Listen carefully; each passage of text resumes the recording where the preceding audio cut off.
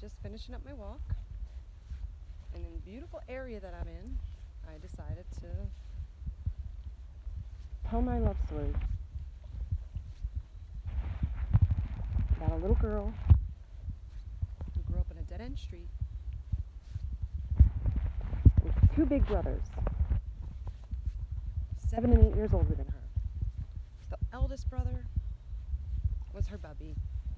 He did everything for her, protected her when the kids at school were the bullies, loved her unconditionally, as much as he loved every other woman around as well.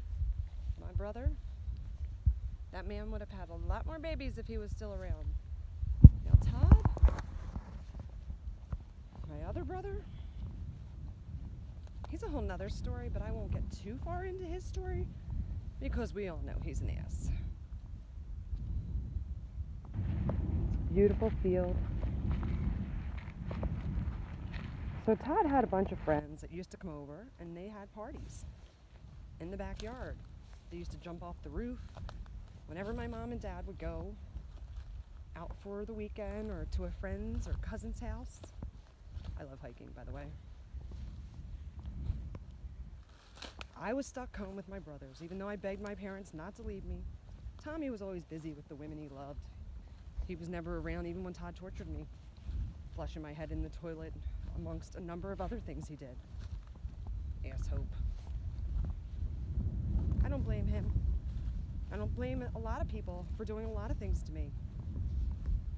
We are all just victims of our world, of the world around us. Oh. Oh. Now this is beautiful. I don't know if you can see those deer. Nope. I guess not. They're out there in the middle of nowhere. Homeless I am because of my brother's friend who was the hotshot in high school. He was the one who drove the Trans Am that all the girls wanted, or at least he said. He had the love of his life in high school, much like all of us and our high school sweethearts, who broke his heart. Dirty little. Oh, let's keep this story clean. Anyway, because of her, I've suffered for the 15 years we've been together. Even though our love story is my favorite, our love story is the most beautiful of all of them, but I'm biased. For years, he was one of my brother's friends. His mother took care of my nephew Todd when he was born premature, 2.5 pounds. The little bastard that told me I put the nail in my mom's coffin. He's lucky, I love him. I don't blame him either. They're all angry, they're all grieving. So anyway, George and I were friends for years. After my accident and I was playing football, we would hang out, go to concerts together. I'd go to his house with his family, who was family to me. His mother took care of my nephews. She was like another mother to me and still is. I wish I could take care of her now. Bring her home, George. The hospital bed is there, the apartment's ready. There's no reason for her to stay in that nursing home while this is going on. I'm happy to take care of her, as I took care of my own mother and many others before her. Myra is a one-of-a-kind woman. His mother would kick your butt if you knocked on her door sideways. She knocked my father-in-law out with a frying pan, her second husband. And that wasn't only one time she knocked him out and told George to go get the smelling salts. George doesn't want me to tell too much of his family story because he's not ready for that yet. But he had a big brother, Kenny, Dawn, his older sister. And then there was him, little brother Albie, both Marius, him and Malby. And then his mommy met Lotzie. Another love story for the ages. Lotzie and Myra loved each other unconditionally like no others. I know that George was raised right. He's a complete mama's boy. Sun's going down behind me.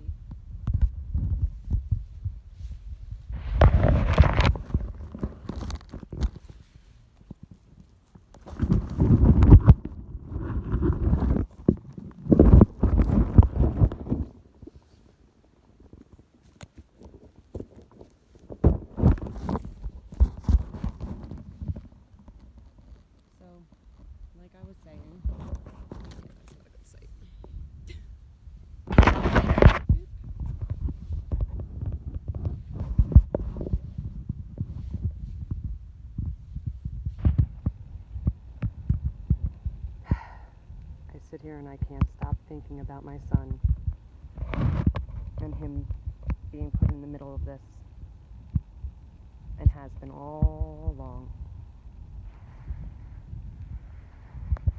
He's a good little boy, straight A student, and he's the son that Myra always wanted George to have. I remember when we got married and she made the comment, "It's about time," when they said, "I now pronounce you man and wife." And I remember when little Georgie was born, she was handed him. I have the pictures. The smile on her face from ear to ear was like no other.